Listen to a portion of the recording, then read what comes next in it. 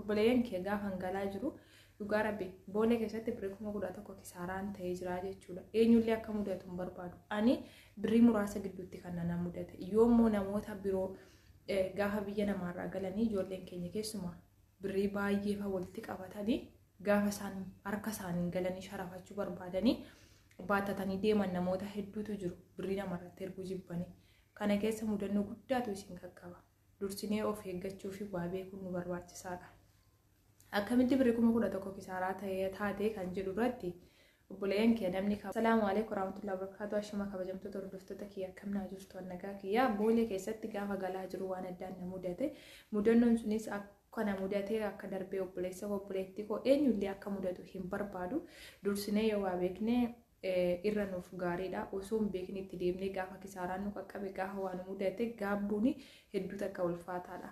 Saniifuu dursinee osoo wal dhaggeeffannee mataa keenyaaf gaariidha. Ammatu waan ta'u qabuuf waan ta'u hin qabne dursinee nama beekurraa dhaggeeffannee osoo namarraa gaafanne kisaaraan mataa keenyatti hin deemu waan nu mudateetillee gaabbaanaaf nu jechuudha. Obboleeyyan kee gaafa hangalaa jiru dhugaa rabbi boolee keessatti birrii 11,000 kisaaraan ta'ee jira jechuudha. Eenyullee akka mudatu hin barbaadu. Ani birrii muraasa gidduutti kan na mudate. Yoommoo namoota biroo gaafa biyya namaarraa galanii ijoolleen keenya keessumaa birrii baay'ee fa walitti qabatanii gaafa isaan harka isaaniin galanii sharafachuu barbaadanii baattatanii deeman namoota hedduutu jiru. Birrii namarratti erguu jibbanii. Kana keessa mudannoo guddaatu isin qaqqaba.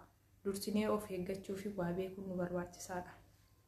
Akkamitti birrii 11,000 kisaaraa taatee kan jedhu irratti obboleeyyan kee namni kamuu gaafa biyya arabaarraa galu birrii mana arabaatii argatu fuudhee dhaqee boolee keessatti doolaaratti sharafate Itoophiyaatti immoo birrii Itoophiyaa taasifata kan jedhu nan dhaga'a.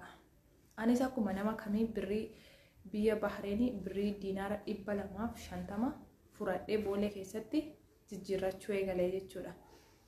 Birrii diinaara 250 kun birrii xiqqoo miti. Birrii Suudii birrii 2,500. Dubaayillee birrii 2,500 keenya diinaara waan ta'eef. Keenya diinaara 100 birrii 1,000 Suudii birrii 1,000 Dubaayii ta'a jechuudha. Haa ta'u obboleeyyan kee birrii kana mucayyoon tokko achi keessa jirti kottu dhanne birrii jijjiirrannaa sharafannaa doolaaratti jennaan ishii jettee birrii sharafachuu deemne. Gaafa birrii kana sharafannu namtichi narkaa fuudhee birrii jijjiiruuf namoonni birrii sharafanii narkaa fuudheetu namtichi doolaarri hin jiru yuuroo malee naan jedhe. Ani yuuroo caalaaf doolaara caala waan tokko adda hin beeku. Yuuroof doolaarri wal caalti hin beeku. Ishinaaf kenni kamaan rakkoo qabareen jedheen. Ennaan yuuroo 500 naa jijjiire. Yuuroo 500 kee fuudheen Itoophiyaa kee dhaqe. Gaafa Itoophiyaa dhaqu yuuroon tokkittiin ishee birrii keenya birrii Itoophiyaa birrii 93 baatti. Asitti immoo diinaarri tokkoon ishee birrii 250tti kan jijjiirrachaa jirru. Amma gaafa akkan asii ergachaa turreetti herregadhee yuuroo kana fuudhee dhaqee achitti herregadhu birrii hedduu na gote. Injijjiiru jedheen fudheetuma mana keenyatti gale. Manatti galee akka carraa wayii namni baankii keessa hojjetu wayii jira.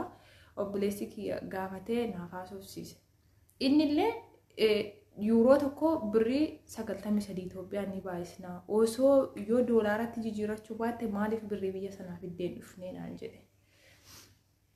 Bakka naannoo birrii 11,000 kisaaraan ta'e jechuudha. Yuuroo fi diinaara gidduutti.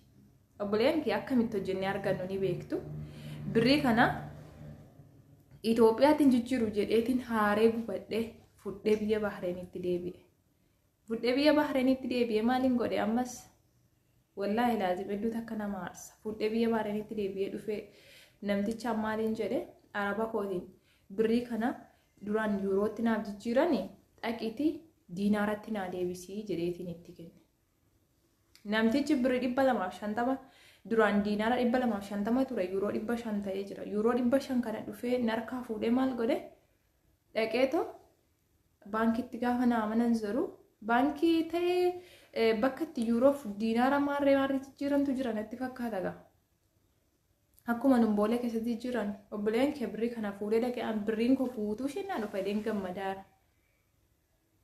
Birrii 500 kan ta'u kisaaraa birrii 200 bichinaa fidee dhufe. Birrii 2,000 jechuudha. Birrii 500 kisaaraa ta'e birrii 2000 qofa naaf deebisu. Mee adaraa rabbi akkamitti nani birrii amma kanaa kisaaraa ta'a natti dhaga'ame nan aare. Akkamitti duroo birriin kan koo mana ture isin immoo akkamitti dhaqanii birrii kiyyaa mana kisaaraa gootanii dhuftanii jedhe. Nan aare bakka jarattis nan dubbadheena deebinee dhannee sii gaafannaa naan jedhani. Ishi jedheetiin obsi amma torbee tokko obsi naan jedhan.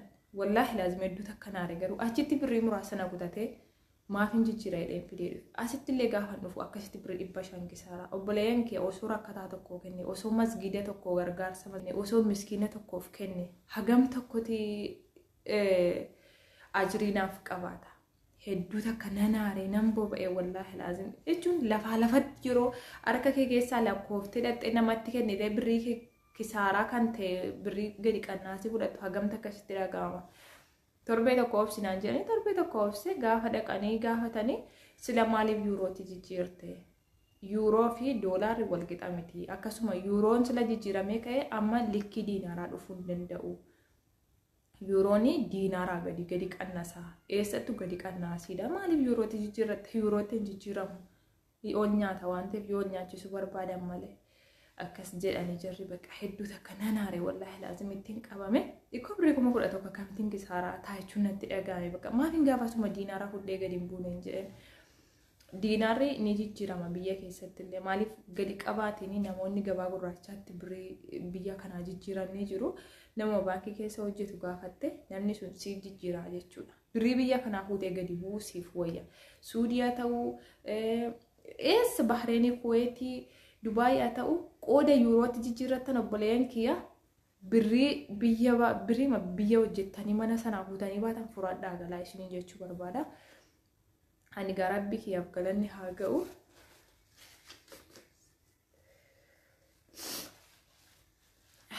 Ani alhamdulillah nama gaarii biraan jira. Rabbiin itti isaaniif haa dabalu. Itti qabamuu koo arganii itti gadduu koo arganii birrii 300 naaf kennan jechuudha. Dinaarii dhiisii bakka rabbis hin qabneedhani. Wallaahi laazim birrii biyya kanaa diinaara 200 qofaa naaf kennu turani. Diinaara 200 fi 30 naaf kennanii jechuudha. Diinaara birrii 2,300 jechuudha akka biyyoota birootti naaf kennanii. Birrii 200 immoo ka kisaaraa ta'e homaa yaadinii ka kana caalu yoo rabbini yoo nama hin qabne hin badaa jedhanii akkatti na jajjabeessanii ani jechuudha kan inni na jalaa badee caali isa isaan immoo ana na gammachiisuuf birrii ofii isaaniitti kisaaranii naaf kennantu hedduu takka immoo natti dhaga'ame gammadee anillee alhamdulillah amma tokko nama gaarii biraan jiraa fi sammuun koo tasgabbaa'e jechuudha silaas maalin godha akkasiidha hiriyoota koo wanni akkasii akka isin hin mudanne maaliif yoo rakkataa tokkoof kennitan yoo ijaarsa mana amantaa keessaniif kennitanii rabbiin ajriitti isiniif lakka akka itti hojjennee argannu ni beektu jechuudha. Yeroon itti waan gaarii godhachuu barbaanne birrii qusachuuf jecha waan gaarii godhachuu dhiifne haalan taaneen sammuu keenya bakka ni beektu jechuudha. Namoonni mana namaa keessa jiru karaan taane birrii baasuurra waa godhannee of gammachiisuurra birrii baasuu dhiisuuf filanna waan akkasii kee darbine gaafa kun nu mudatu hedduu nutti dhaga'ama.